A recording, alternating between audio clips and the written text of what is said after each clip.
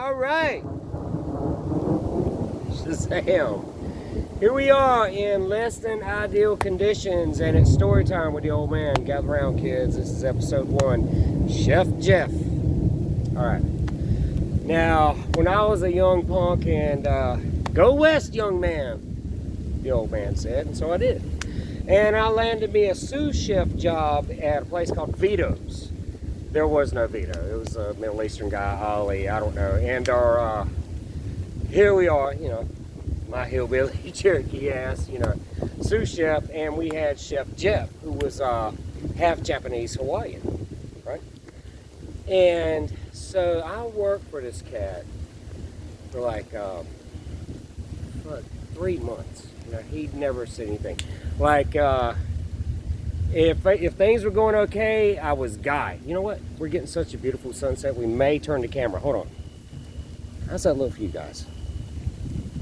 Does that look any better? No, okay. It's just me. All right. I'm sorry you guys can't see this color scheme, so thank you for bearing with me. Okay, getting back to our story.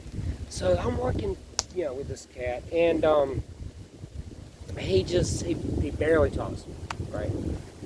And if he's mad with me, I'm boss. Okay, boss. And if things are going okay, I'm Guy. Anyway, hey, Guy, go get me the thingy. And I had to know what the thingy was.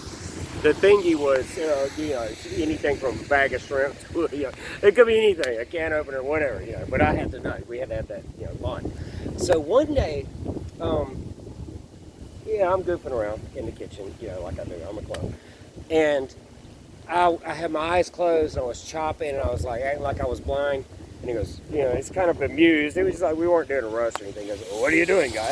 And I said, I am Zatoichi, the blind swordsman. He goes, Ichi, you know Ichi. And he just became animated. He's like, my grandfather used to take me to go see Ichi at the matinee.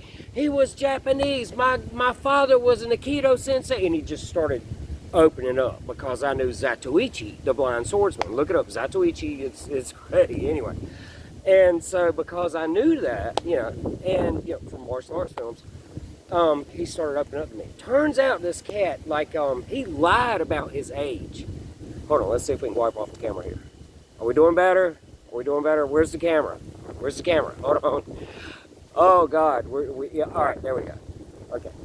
So he lied about his age to go to Vietnam. That's why we're trying to, you know, do him justice. We're out here in rough conditions too, because this was a rough cat, right?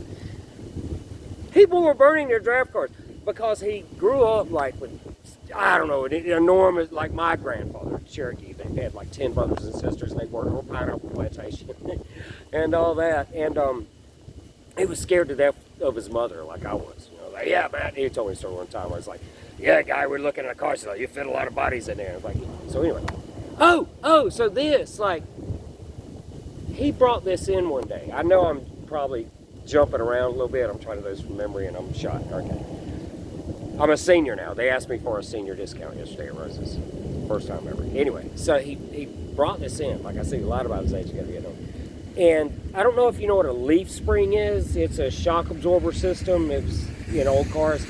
And he goes, hey, check this out, Guy. And he shows it to me. And it's an old Rambo-like type knife, but it's handmade. And he said it was made out of a leaf spring from a 54 Ford. And his father gave him that. And it's like, okay, you're a man now. Don't come back unless you got a wild pig, you know, just slung over your shoulder. And that's what he had to do. You know? So this cat was hard. He's even in an Elvis movie. It's one of the Hawaii ones where the kids are jumping off the cliff. Listen to this story.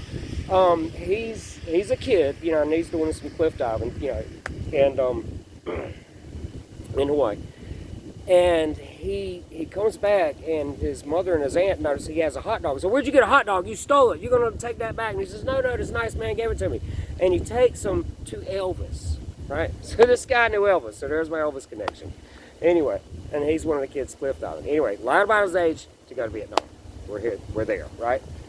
Holy hell. So he shows me this knife, you know, it's him around, oh, it's got gook blood on it, Guy. You know, he doesn't say gook blood. Hey, I'm sorry, you know, it's good. Hey. And he had like shrapnel in his neck. He had this voice like this, and all this. And he had jungle rot in his feet. Like and his hands were so fucking tough. Like, okay, like, I gotta take 2 towels, those lasagnas you get out of the oven, you know, like sizzling, you know, that we throw in the freaking 350-degree ovens. He would take them, you know, in his hand, hold them, you know, there you go, Lois, take that. Okay, thank you, Lois. And like, I would need 2 towels. I saw him. He was a keto. Like, his hands were like rough as fuck. He would have to like carve pieces off of his hand. Yeah, he was a tough kid. He was tough. So anyway, after, you know, lying about his age to go to Vietnam, meeting Elvis, you know, and his father, listen to his father. How did he learn a keto? Okay, and people, you know, keto's got a bad name because of Steven Seagal. Like, how did he learn a keto? Here's how.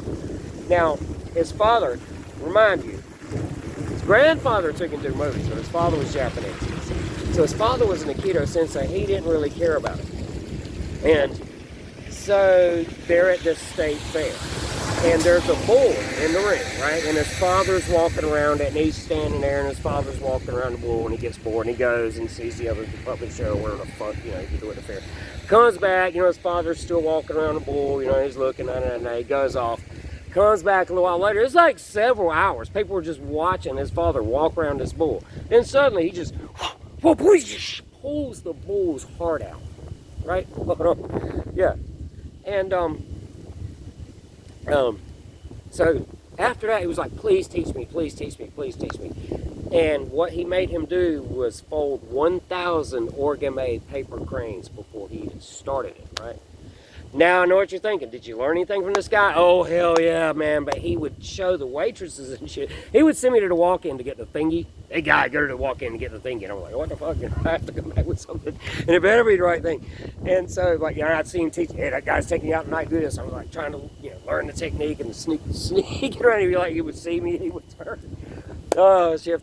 No, after fucking Vietnam, this motherfucker, like, he gets into, like, straight up, fucking, what you call it, the muscle car racing thing, the drag racing with the big fat tires, like the fucking Deep Purple Highway Star era. He's into that shit. Then he becomes a security analyst for the FBI, and he told me some crazy shit. He was like, you know, this born identity shit, you know, with the fucking these guys, you know, it's like, you'd see them coming, guy. He's like, you know who the assassins are? They're all little old ladies, and their name is all Mrs. Black. I used to issue their weapons. Oh, he told me something else too, because I used to run 2 VCRs, and I was like, hey man, I can get you some Zatsuichi, I can get you whatever you want. He's like, yeah, I used to do what you're doing, guy. He said, I'm good. He drove a Porsche too, that was great. It was son, and he was like, what the fuck, hold on. Oh, and when he was working at the FBI, he said, yeah, I used to run a VHS. So you know what the biggest, you know, bootleg the FBI in the inner office was? Caligula, guy. Fucking Caligula. All right, FBI, hey, respect. Right on. So anyway, where were we?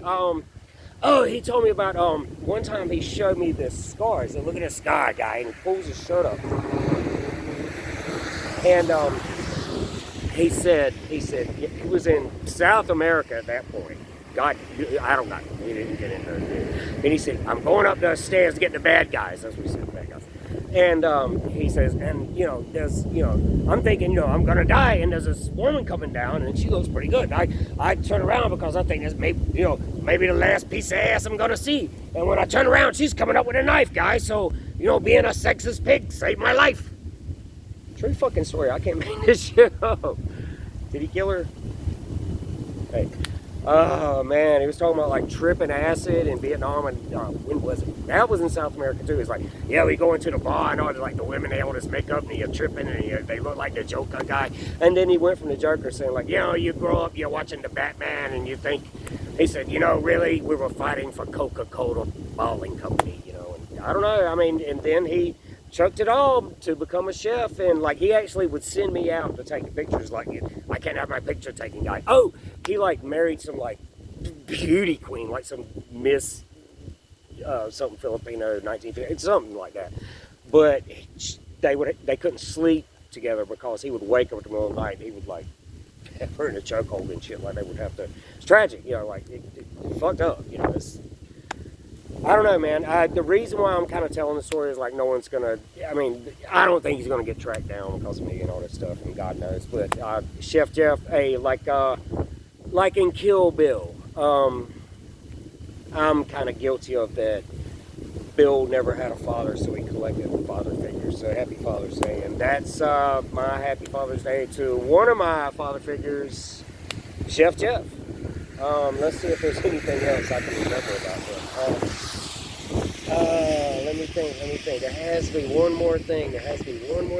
You know what? He babysat Jackie Chan's kids. Believe it or not. But he didn't meet Jackie Chan. He was a bodyguard for a while. He was a bodyguard for Enya, who I fucking loved. Had such a lustful crush on. He's like, you know that Enya girl guy. And I was like, oh yeah. He's like, you know that step by step, heart to heart, left, right, left, we all fall down like toy soldiers. He was like, yeah, she's a bitch guy. Jeff. All right. We're going to get out from under this lightning. Peace, love, and take care of each other.